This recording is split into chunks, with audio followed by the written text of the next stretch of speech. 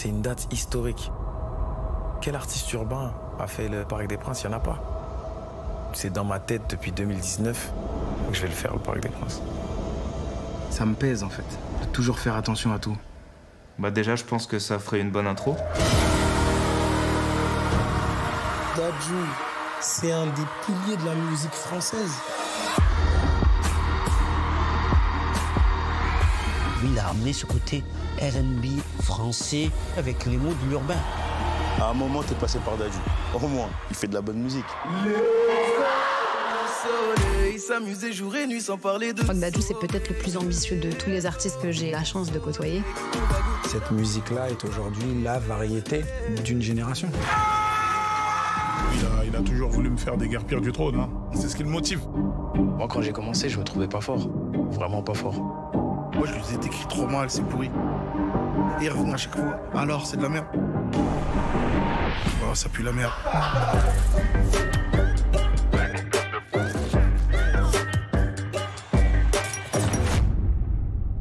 On s'est rencontrés dans un train. Ça a continué, puis un an après, on s'est mariés. Et quand mon fils naît, on n'entend pas pleurer. Ça va bien se passer. Quand je parle de ces choses-là, ça me fait des effets bizarres. Lui, il avait une vie à 200 à l'heure. Je me suis dit, est-ce que c'est pas le moment de divorcer, en fait? Pour la première fois, mon taf commençait à me dégoûter. Arrêtez de vous foutre de moi au bout d'un moment. T'as une équipe qui bosse avec toi tous les jours. Au final, quand tu rentres dans le ring, t'es tout seul.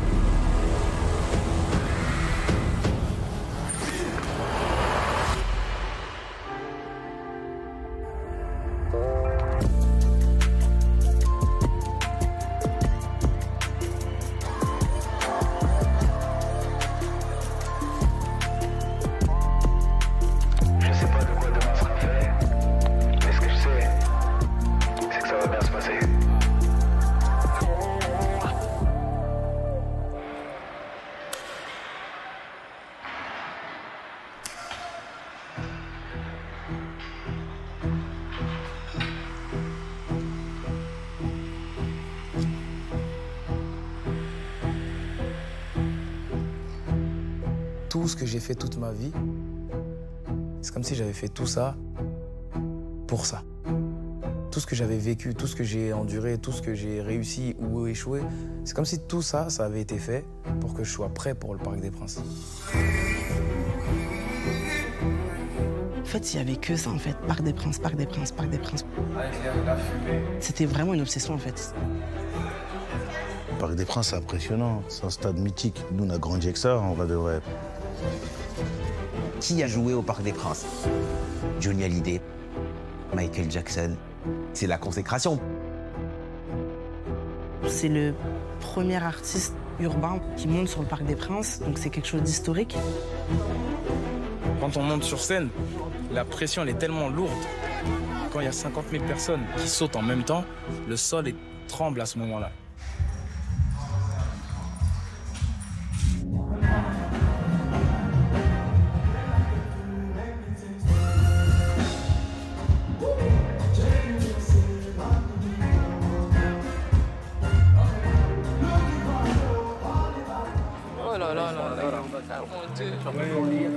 Et là où on est parti pour arriver jusqu'à ici.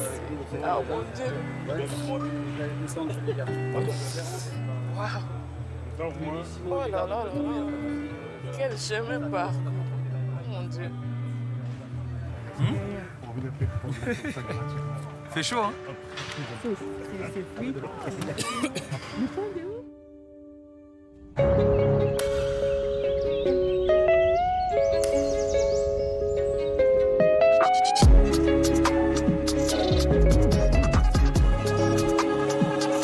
J'ai grandi à Romainville. Je connais toute la ville, tous les gens de ma génération.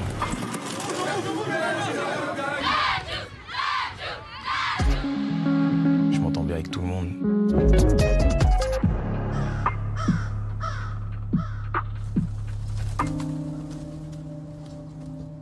J'ai eu un bon entourage. J'ai grandi avec des bonnes personnes. J'ai des cousins à moi qui sont venus du bled aussi. Ils vivaient avec moi à Romainville, dans notre petit appartement. On était trop dans cette maison en fait. On devait être 10, 11. C'était un mini 3 pièces. Je comprends pas comment on arrivait à tous dormir là-bas. On dirait une maison magique.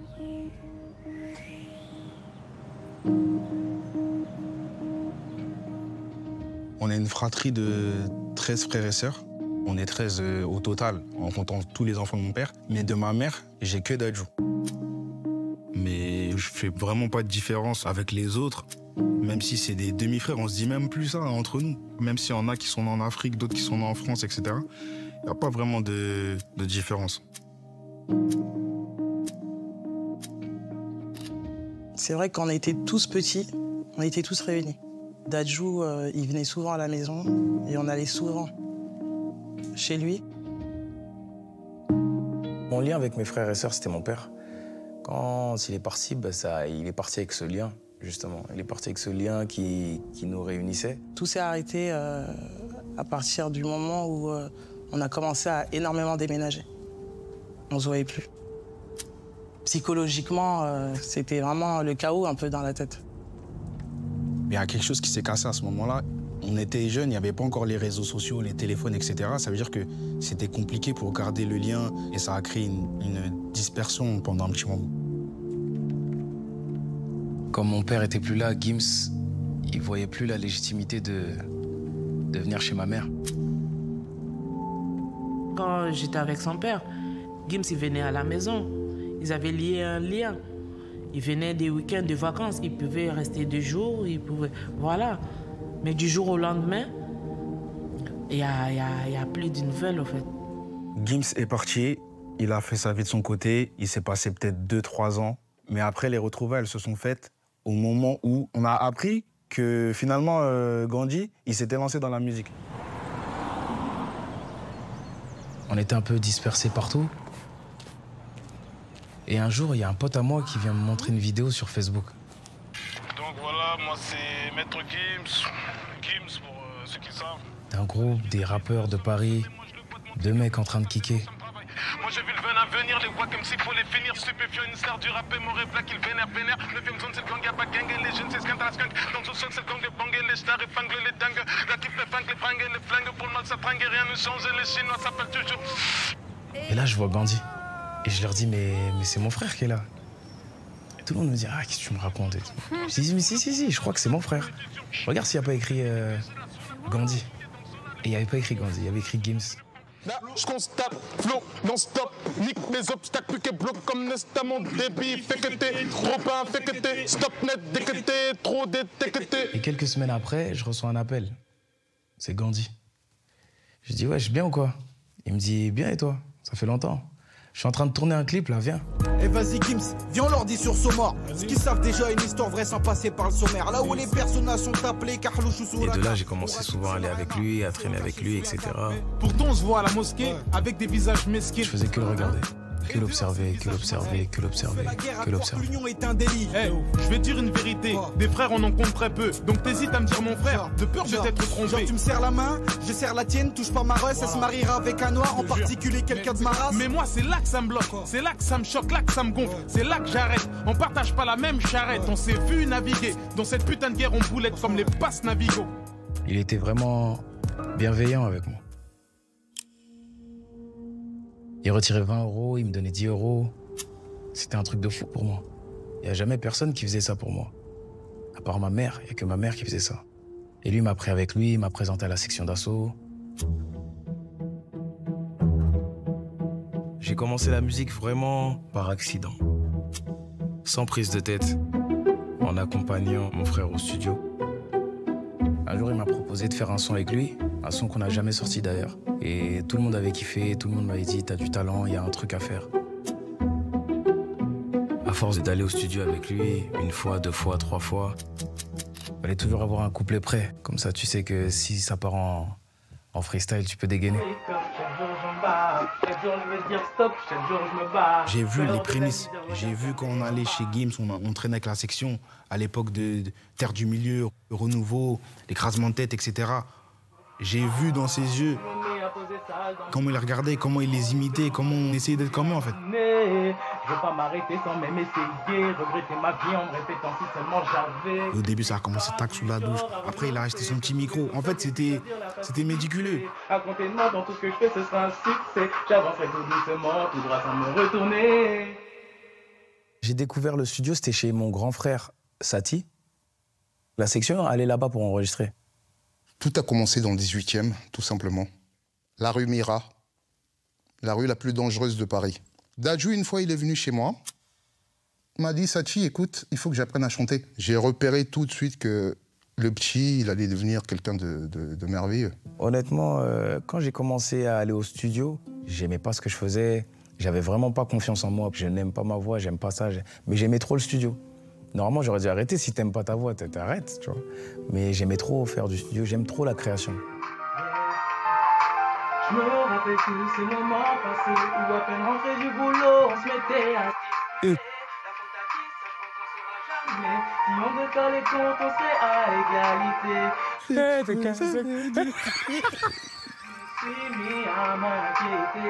On fait pas ça, Dadju, quand même. Il a casqué dans les travers de fou. Ah, il a posé la casquette. Il est en rouge, max. Chiant, perd pas assez, père. C'était le flow à l'ancienne, hein. Ouais, j'ai capté. Je pense que c'était un entraînement pour lui aussi. En vrai, voilà, la détermination, après il a dû être déter. Hein. Ceux qui chantaient ça, ce style-là, il n'y avait pas beaucoup. Hein. Ouais, et là, en plus, quand tu es dans les endroits comme section d'assaut, les bougs, ils viennent en freestyle. Et... Le 7-7 c'est risqué, détends-toi t'es crispé, c'est le soir, tout est... Je suis même pas à 30%, pour tout vous dire, je suis pas à fond. Non, dis voilà, t'as fait une crête de coq, bouffon. Je suis comme un voleur, cette année, ça va faire un mal. Ça va faire les gros types, c'est le troisième prototype. Ça t'appelait pas robotique, comme les prototypes. T'es sans tu l'entends, péri, vaut mieux obtempérer. Garçon, ton flow, péri. Section d'assaut, le 75 en personne. Évidemment que l'ennemi en face en personne. Ce monde une paire de pompes dans lesquelles je me sens serré. Je voyais Section d'assaut, qui avait un succès monstre. C'était pas un petit succès, juste à côté de toi. Et là, tu commences à te dire, en vérité, moi aussi. J'ai commencé à venir régulièrement voir Gims, venir voir au studio, ce qu'on sait, tout ça. Et à la fin des séances, je l'entendais rechanter les sons. C'est là qu'ils ont entendu que j'avais une belle voix, d'après eux. Et après ça, ils ont commencé à me saucer, surtout Barak. Je chantais qu'il avait une voix à chaque fois, je dis mais fais un truc, essaye. You never say goodbye. Someone tell me why did we have to go? Leave my world to go. Alors je me présente à Alassane. Alassane, un des membres fondateurs, un des membres de la base, un gars qui est là depuis les débuts de Section d'Assaut. Il m'a vu commencer le premier freestyle à la Wati Boutique. Il était là, c'est lui qui me forçait à freestyler. Il me disait freestyle, t'as des trucs. Ah vas-y, freestyle. À chaque fois que je venais à la boutique, il me disait freestyle. Il mettait un bonnet qui lui allait pas trop. Et c'est... En vrai, la première fois que je le vois, c'est sur Internet, en vrai. Je le vois sur Internet, je le vois dans un freestyle qu'il avait fait à la Wati Boutique. Dadju, Wati Check. Chaque jour je me wake up, chaque jour j'en bats. Chaque jour je veux dire stop, chaque jour je me bats. Peur de la misère, je regarde jamais en bas. Pas finir à la rue ou au mitard. Je gérais la boutique de la Section d'Assaut à l'époque. C'était là où on se retrouvait tous très souvent. Et quand Dadju finissait les cours, il passait souvent me voir là-bas. Je le voyais faire des textes devant des clientes. Et je voyais comment elles réagissaient. Elles avaient la main sur le cœur. Elles disaient, mais il chante super bien. En plus, le texte, il était bien écrit. Donc, à partir de ce moment-là, je dis, le petit, il a quelque chose. Et j'ai commencé à l'envoyer en studio. Ma priorité, c'était d'aller taffer au McDo, d'aller faire mes trucs à droite, à gauche. Quand il y a du temps, je vais au studio. J'allais au studio tard, minuit, 1h du matin, jusqu'à 6h, 7h du matin, et après je retournais taffer à midi. Barak Adama, c'est de toute la section, c'est celui qui s'est le plus foutu de ma gueule. Vraiment, vraiment, vraiment. Il m'a toujours dit, c'est nul, ça pue la merde. Moi, je lui faisais des exercices, je lui disais, t'écris trop mal, c'est pourri. Je savais que c'était un compétiteur, je le voyais dans ses yeux, et je le titillais à chaque fois. C'est de la merde ce que tu fais et tout. Et il revenait à chaque fois, alors c'est de la merde. Ouais, ça pue la merde.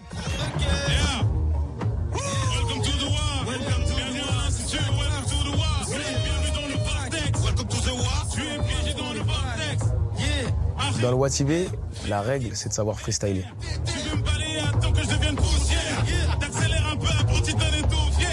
Section d'assaut sortait l'apogée.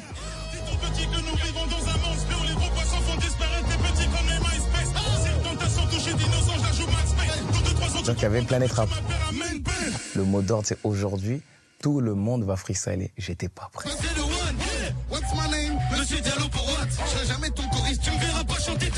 Et moi, je commence et tout, je suis là, je dis, ah ouais, wabli, wabli, wabo, wabo. J'ai le son dans mes veines, ma voix vient droit du Congo. Je commence comme ça, tu vois. Wabli, wabli, wabo, wabo. J'ai le son dans mes veines, ma voix vient droit du Congo.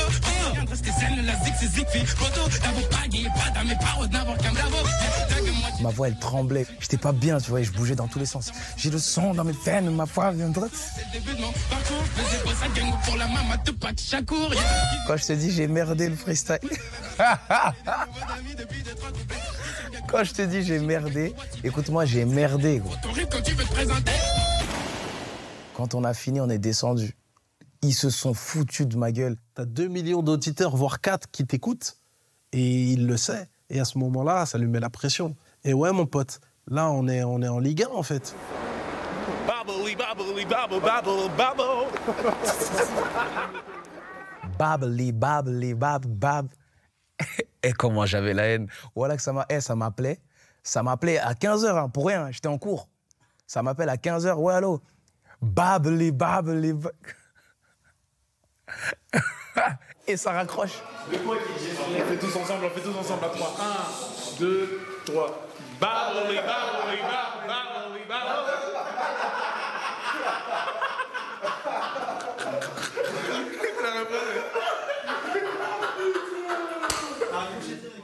Je me suis toujours dit qu'il fallait que je rattrape. Comme ils ont commencé la musique, ils avaient 14 ans, 15 ans. On continue, vivre comme si la fin était si loin. Moi j'arrive, j'avais 18, 20 ans. Ils ont 6 ans d'avance sur moi. Donc j'allais au studio 3-4 fois plus que tout le monde. Il a accumulé plus de 1000 sons, un truc dans le genre, en studio. Il faisait des sons tous les jours, il écrivait tous les jours. T'as toujours Dadju quelque part dans le studio, pas forcément pour chanter, mais juste pour s'imprégner, pour apprendre. Il est tout le temps là, tu vois, il est omniprésent, il est tout le temps là. D'ailleurs, l'un des premiers gros featuring de Dadju, c'est parce qu'il est dans les parages. Voilà, il y a un homme qu'on ne présente plus. Le Big Black. C'est Shady. Et c'est le premier qui m'a placé sur un bœuf aussi, Watibi Gali. Ouais, c'est vrai, c'est vrai. Même il m'a fait prendre un sacré bif. Je t'ai fait là. Je t'ai fait là. Je t'ai fait ici. T'as fait quoi avec ce salaire là? Je l'ai claqué. Je l'ai claqué, ouais. Je l'ai claqué dans quoi? Ça, c'est ma vie privée. Ouais, vas-y, tranquille. Et donc, Black aimait beaucoup mes mélodies. Black, il m'a beaucoup encouragé, m'a beaucoup aidé, beaucoup soutenu dans ma carrière. Et donc, il me dit, ouais, voilà, il faut que je fasse un son avec Big Ali et tout. Vas-y, viens, fais quelque chose. Oh my God, faut que je bosse encore. Je suis pas une star, j'ai pas mes disques d'or. On me dit et le son est sorti. Mais quand le son sort, pour moi, voilà, c'est tranquille. Quand le son, il passe à la télé. Le son passe en radio. Le son passe à la radio pendant que je suis au McDo, moi.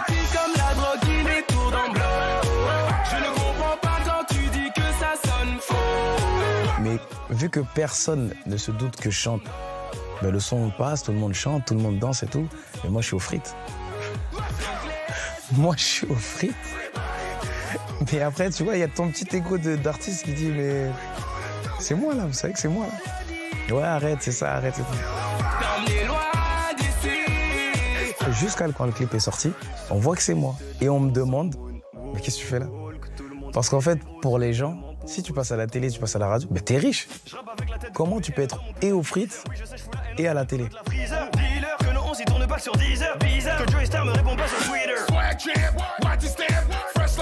C'était vraiment une surprise pour nous. Parce que ça a été quand même un gros succès pour cette époque-là. Même lui, hein, il s'attendait pas. Stop les problèmes, non on veut pas d'histoire. Fais tourner le son dans tes oreilles. De Paname jusqu'au Square. DRY, Black, tu connais. J'ai cru quand je l'ai vu passer à la télé. Tout d'un coup, ce que je voulais pas qu'il fasse est devenu comme une fierté. J'avais l'impression d'avoir réussi quelque chose de bien. Je ne comprends pas quand tu dis que ça sonne faux. Stop C'est vraiment un hybride. Il n'y avait pas ça en France. J'avais jamais entendu une voix comme ça ou un flow, une approche comme ça, tu vois. C'est ça qui m'avait marqué chez lui. Franchement, j'étais fan. Dès le début, j'étais fan de ce qu'il faisait. Tu vois, je trouvais qu'il avait...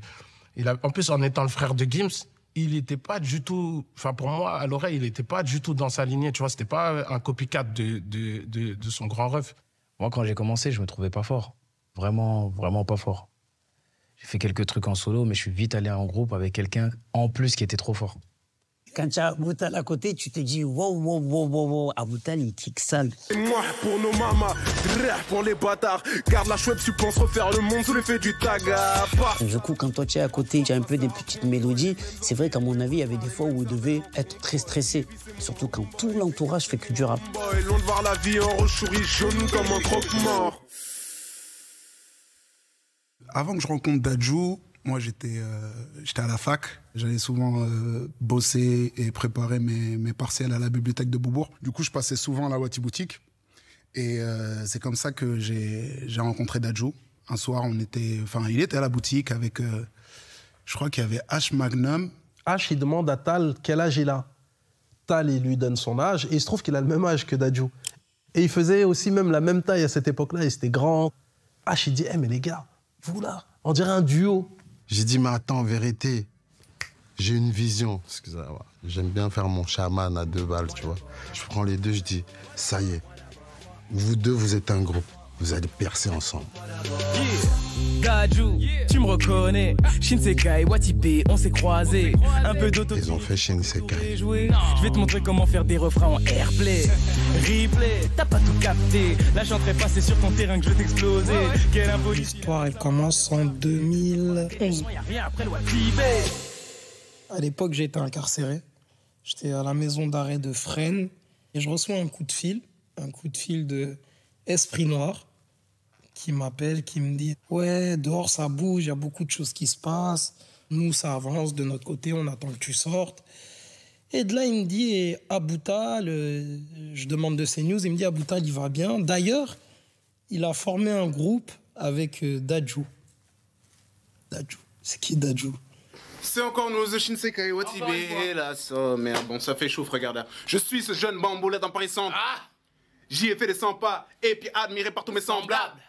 Je suis le best point bas, connard, raconte ton vécu qu'on se marre. Les types peuvent te décapiter pour 100 balles. Tu peux me voir tes bois juste à côté des 100 faf. Passe après minuit si tu veux dans la sensas. J'ai connu la haine, mon nègre. Moi, même pas, j'ai dû faire ce qu'il fallait. Que le feu qui soit propre ou sale ou black fuck, je le prenais. Loin des thugs, mon nègre. Mais pour l'ami qu'on se déplace à ton palais. Je me suis dit, mais ouais, c'est Cristiano Ronaldo et Messi, ils sont dans la même équipe.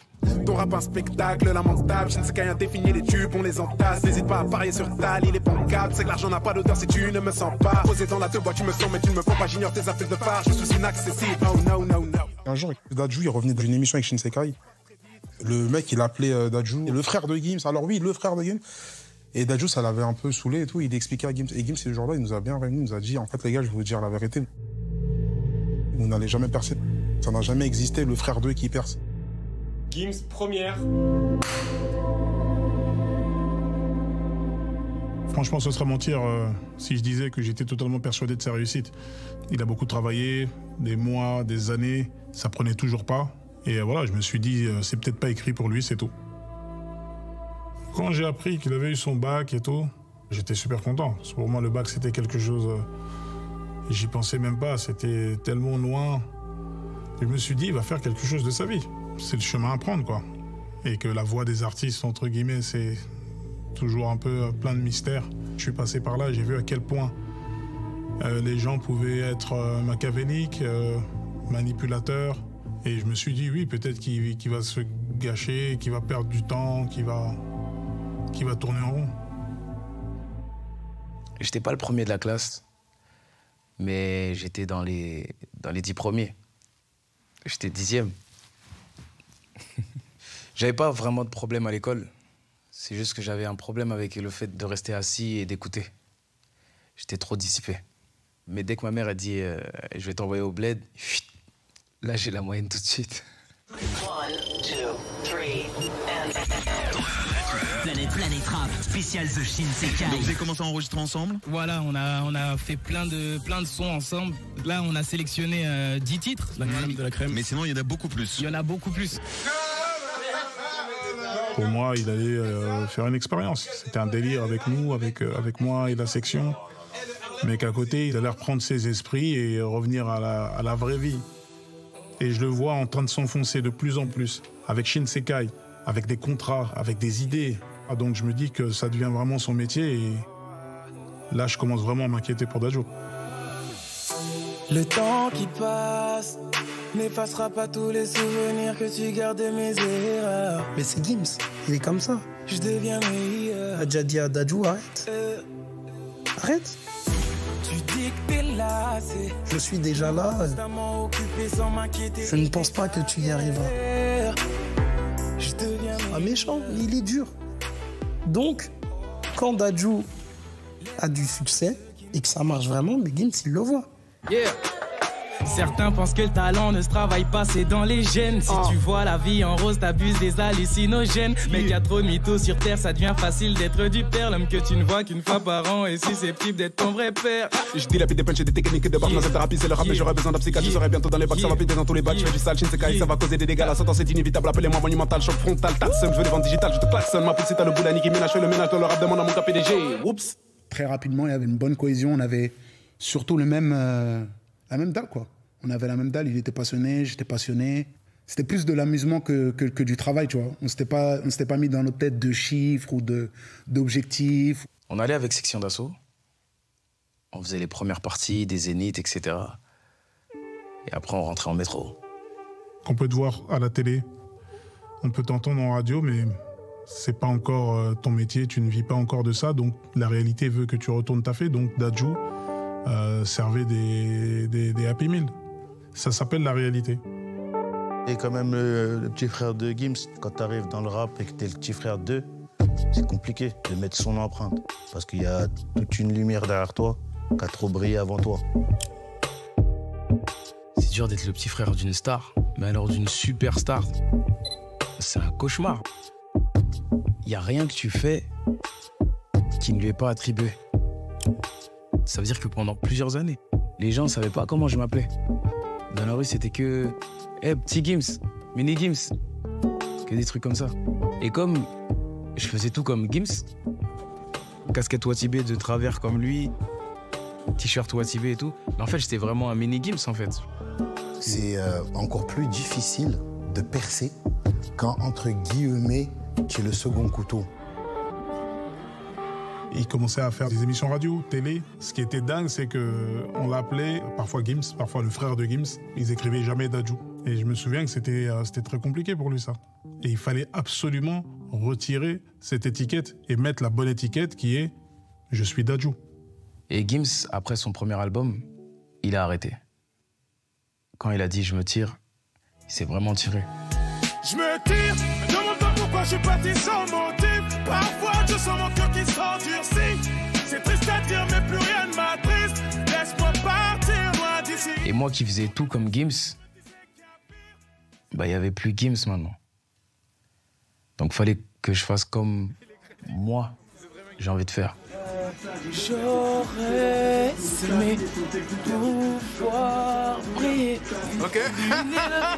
Je pense que tu vas gâcher. Mais la distance qui nous sépare est immense. Allez, arrête, gros. Allez, on coupe la caméra. Et un jour, il m'a dit, Abou, j'ai une confidence à te faire, t'as vu? Je suis pas satisfait de ce que je fais. Je lui dis pourquoi. Et à l'époque, ça marchait. Il passait en radio avec Shinsekai. Il me dit, ouais, j'ai l'impression que mes potes, ils aiment pas ce que je fais. Brisé. Tous ces rêves brisés. Oh là là. Arrête. Je m'arrête là parce qu'il y a des sons qui sont pas encore sortis. Je lui dis, ben change. Je lui dis, essaie de changer. Je dis, peut-être que c'est les thèmes, peut-être que c'est le style musical, peut-être que c'est, je sais pas, la façon, les mots que tu utilises. Je n'étais pas là pour toi. Si les poids sur tes épaules deviennent difficiles, maman, je les prendrai pour toi. Faire en sorte que tu t'endormes sans aucun souci, maman, est un devoir pour moi. Donc il a décidé de changer de style musical. Tous ceux qui t'enlèveront le sourire, laisse-moi. Il a changé ses mots, il a changé sa façon de chanter. Maman, pour toi, je ferai tout.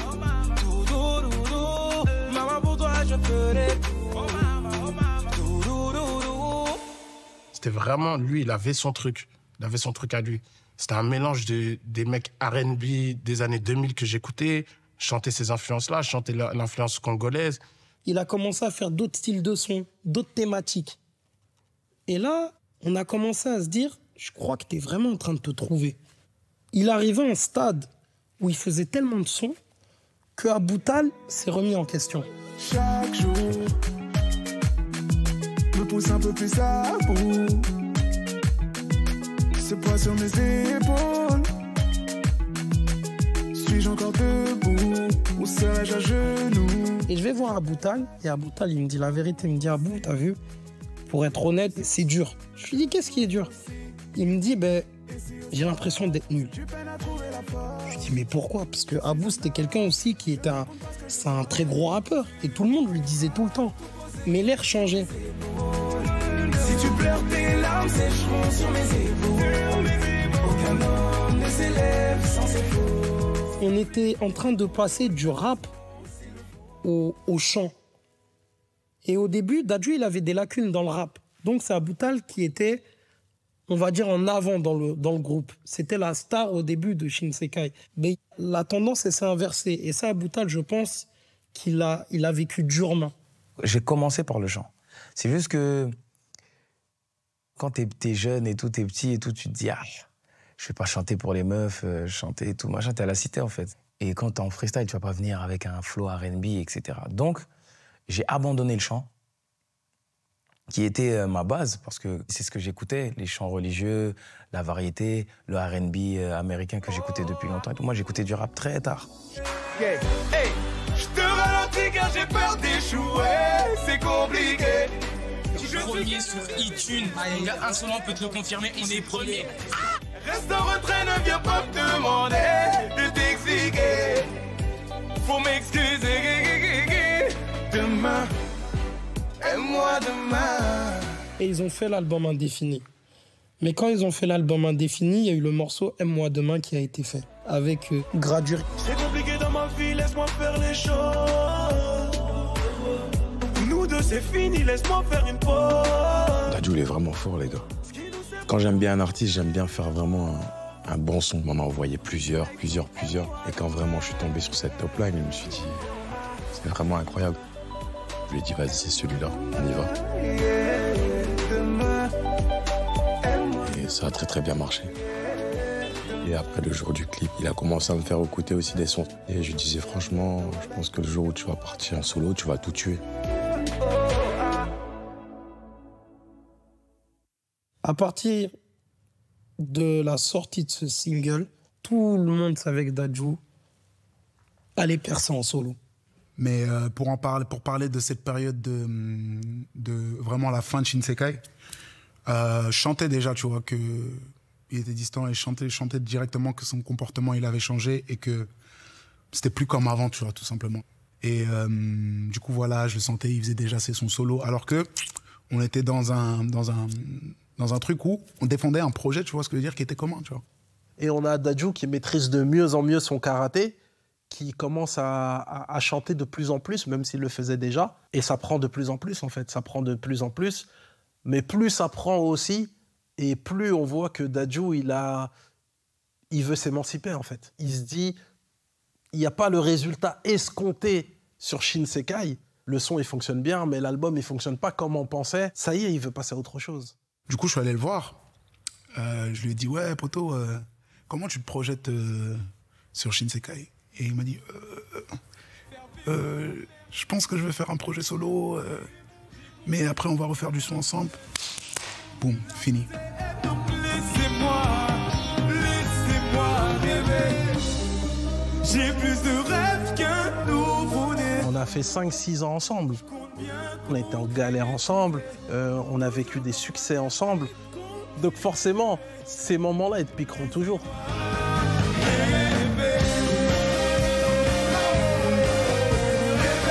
C'est toujours dur quand t'es en groupe, quand tu vois le leader partir.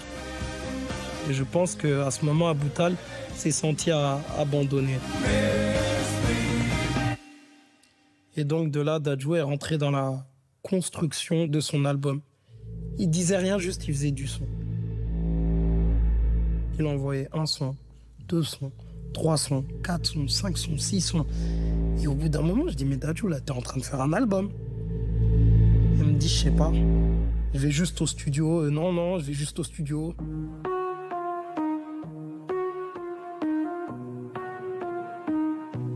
Pendant que j'étais en train de poser au studio, c'est l'ingé son qui me dit ça. Ce bâtard. On se connaissait même pas de fou. Hein. Il a juste voulu me parler comme ça. Il m'a dit franchement c'est bien ce que tu fais.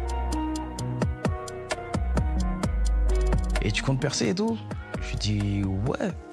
Pour l'instant on travaille, on essaye de faire les choses doucement et tout, et puis ça se passe bien. Il m'a dit ah ouais parce que percer ça va être chaud frérot. La foudre frappe pas 2 fois au même endroit. Ton frère il a déjà percé, toi. J'ai dit quoi? La foudre frappe pas 2 fois au même endroit? C'est ça que tu me dis, sale bâtard? Pendant que je suis en train d'enregistrer dans ton studio où je mets des 10 € l'heure. Tu veux que je t'étrangle tout de suite ou quoi?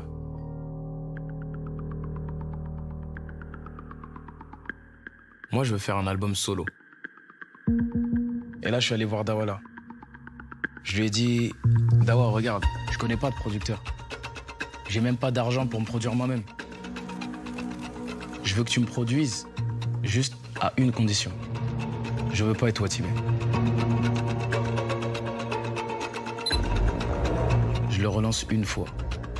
Je le relance 2 fois. 3 fois. Pas de news.